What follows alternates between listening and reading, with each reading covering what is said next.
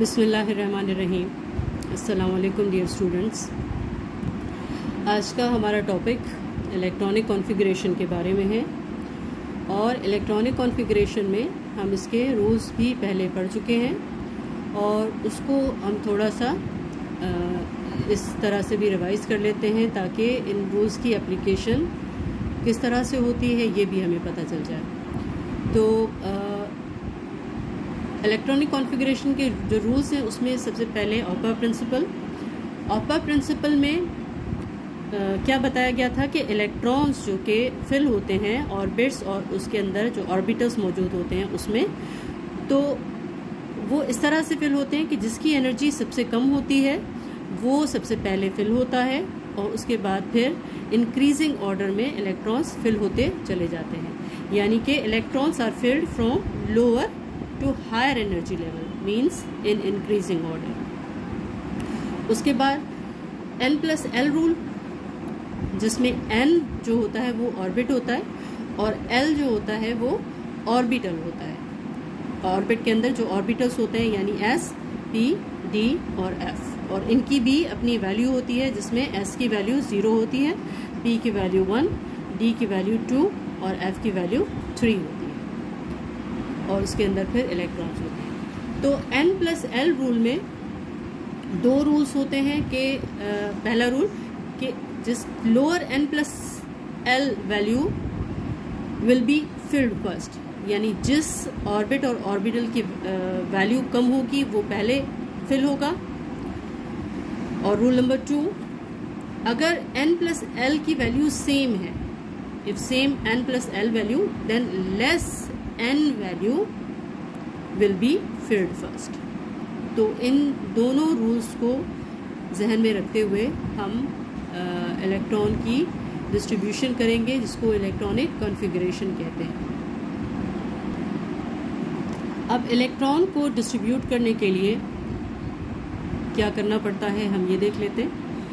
सबसे पहले first orbit या जिसको एनर्जी लेवल भी कहते हैं उसमें ऑर्बिटल पाया जाता है S, एक ही ऑर्बिटल पाया जाता है और वो S होता है। ये N है और ये L है, ये जहन में रखिएगा। उसके बाद सेकेंड एनर्जी लेवल, उसमें S और P ऑर्बिटल पाए जाते हैं। थर्ड एनर्जी लेवल, अब ये इंक्रीज हो रहा है, इंक्रीजिंग ऑर्डर में जाएगा, उसके बाद फिर डिक्रीज होगा। S, P और D हो गया। फोर्थ एनर्जी लेवल या फोर्थ ऑर्बिट, उसमें कौन कौन से ऑर्बिटल्स होते हैं? S होता है, then P, then D, then F। अब ये मैक्सिमम ऑर्बिटल्स हो गए, अब ये डिक्रीज हो गया। 5 S, P और ये D आ गया।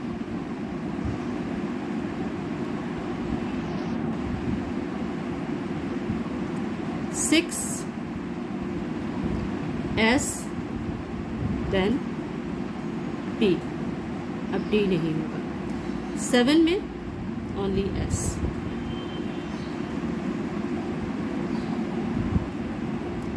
इस तरह से अब ये जो ऑर्बिटल्स हैं S, P, D, F, ये ऑर्बिटल्स के नाम होते हैं और उसमें भी ऑर्बिटल्स पाए जाते हैं। अब S ऑर्बिटल में एक ही ऑर्बिटल होता है और हर ऑर्बिटल में 2 इलेक्ट्रॉन्स आ सकते हैं, तो S ऑर्बिटल में 2 इलेक्ट्रॉन ही आएंगे तमाम S में। 2 इलेक्ट्रॉन एक ऑर्बिटल में आ सकते हैं, तो तमाम S में हम 2 लिख देते हैं। उसके बाद P ऑर्बिटल, जो कि ऑर्बिटल का नाम है, और इसमें 3 ऑर्बिटल्स पाए जाते हैं। P ऑर्बिटल में 3 ऑर्बिटल और हर ऑर्बिटल में 2 इलेक्ट्रॉन, तो इसमें 6 इलेक्ट्रॉन्स। तो हर P ऑर्बिटल में 6 इलेक्ट्रॉन्स आ सकते हैं। इसमें सब में हम 6 लगा देंगे। D ऑर्बिटल इसमें 5 ऑर्बिटल्स पाए जाते हैं। 5 ऑर्बिटल्स में हर ऑर्बिटल में 2 इलेक्ट्रॉन्स, तो इसमें टोटल 10 इलेक्ट्रॉन्स आ सकते हैं। डी ऑर्बिटल में टोटल 10 इलेक्ट्रॉन्स आ सकते हैं। एफ ऑर्बिटल, इसमें 7 ऑर्बिटल्स होते हैं और 7 ऑर्बिटल में हर ऑर्बिटल में 2 इलेक्ट्रॉन्स, तो ये 14 इलेक्ट्रॉन्स इसमें पाए जाते हैं। एस ऑर्बिटल में 2, पी में 6, डी में 10 और एफ में 14, और इसकी फिर डिस्ट्रीब्यूशन होती है according to their energy level. सबसे लोअर एनर्जी लेवल में पहले फिल होगा, उसके बाद इंक्रीजिंग ऑर्डर में ये आहिस्ता आहिस्ता जैसे एनर्जी बढ़ती चली जाएगी, इलेक्ट्रॉन्स फिल होते चले जाएंगे। अब यहाँ पे ये 1 फर्स्ट में है तो इसमें हम 1 लगा देते हैं। ये 2 का है तो इसमें 2s और ये 2p। ये 3 का है तो इसको 3s, 3p एंड 3d। ये 4s, 4p, 4d and 4f। This is 5s, 5p, 5d. This is 6s, 6p. This is 7s. ये हर ऑर्बिट में जितने इलेक्ट्रॉन्स पाए जाते हैं उसके अकॉर्डिंगली हमने इसको फिल कर लिया। अब इन ऑर्बिट और ऑर्बिटल्स में सबसे आसान तरीका जो इसमें फिल करने का है वो इस तरह से है कि इसको हम इस तरह से एरोज लगा देते हैं, ताकि हमें आइडिया हो कि कौन से ऑर्बिट में पहले इलेक्ट्रॉन जाए। ये हम इसमें एरोज लगा देते हैं इस तरह से।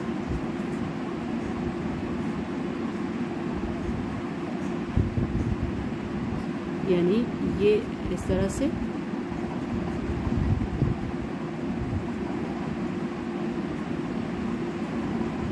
जिस डायरेक्शन में एरो जाएगा उसी ऑर्बिट एंड ऑर्बिटल में इलेक्ट्रॉन्स हम फिल करेंगे।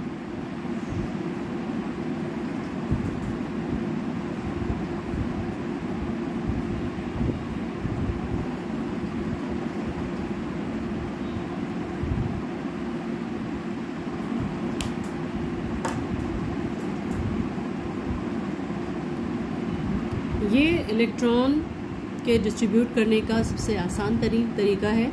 इसको आप अच्छे से नोट कर लीजिए। जिस डायरेक्शन में एरो जाएगा वो हम ऑर्डर में लिखते चले जाएंगे।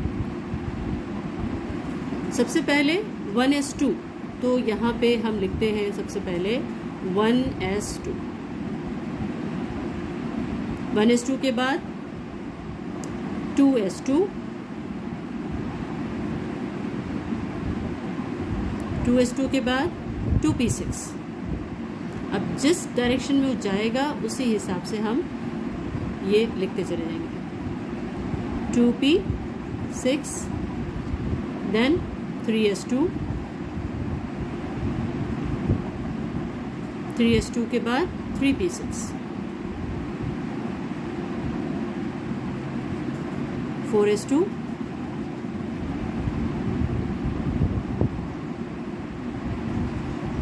4s2 के बाद 3d10,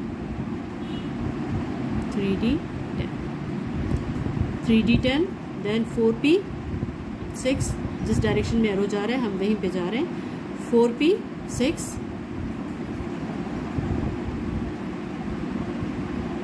देन 5s2, 5s2 के बाद 4d10, 4d10, 4d10 के बाद 5p6,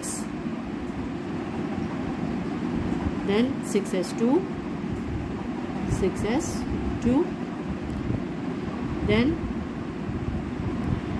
यहाँ 4f14, then 5d10, then 6p6, and in the last 7s2।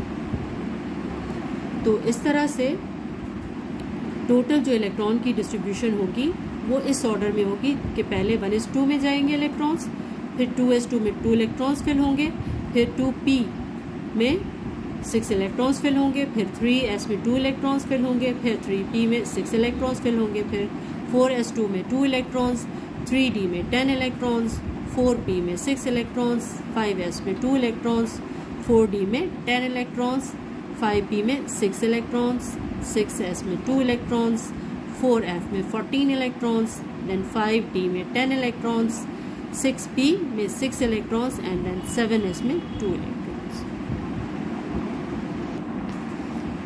इसमें आप इसके ऑर्डर को याद कर लें तो बहुत बेहतर। अगर आप ये याद नहीं कर सकते तो आप सिंपली ये पैटर्न बना के और उसमें एरोज लगा के आप आसानी से ये पहले लिख के, और कोई भी एटम जिसमें जितने भी इलेक्ट्रॉन्स हैं उसके अकॉर्डिंगली हम उसमें इलेक्ट्रॉन फिल के दिखा सकते हैं कि इसमें कितने इलेक्ट्रॉन्स हैं। अब इलेक्ट्रॉन की जो डिस्ट्रीब्यूशन होगी उसी ऑर्डर में होगी। ये हमने दोबारा से इसको उसी ऑर्डर में लिख दिया है। इसमें ये दोबारा लिखने का मकसद ये है कि आपको ये समझा सकें कि इसमें ऑब्बा प्रिंसिपल और n+ रूल किस तरह से एप्लीकेबल होता है। तो उसको करने से पहले आप ये चीज़ जहन में रखिए कि n इक्वल होता है 1, 2, 3, 4 एंड सो ऑन। ये हम पहले भी डिस्कस कर चुके हैं। जो 1, 2, 3 ये तमाम जो वैल्यूज़ हैं ये n की हैं। जो इसके साथ जो नंबर लगे हुए हैं ये n की वैल्यूज़ हैं। और जो ऑर्बिटल्स हैं यानी L is equal two orbitals हैं यानी S, P, D and F। और जिसमें S की वैल्यू 0 है, P की वैल्यू 1 है, D की वैल्यू 2 है और F की वैल्यू 3 है। यानी जहाँ पे S होगा that means its value is equal to 0, जहाँ पे P होगा its value is equal to 1, D is equal to 2, F is equal to 3। ये आप पहले जो हम लेक्चर्स डिस्कस कर चुके हैं इसकी डिटेल्स आप उसमें देख सकते हैं कि इसकी वैल्यू इसकी S, P, D, F की इनकी ये किस तरह से है। तो सबसे पहले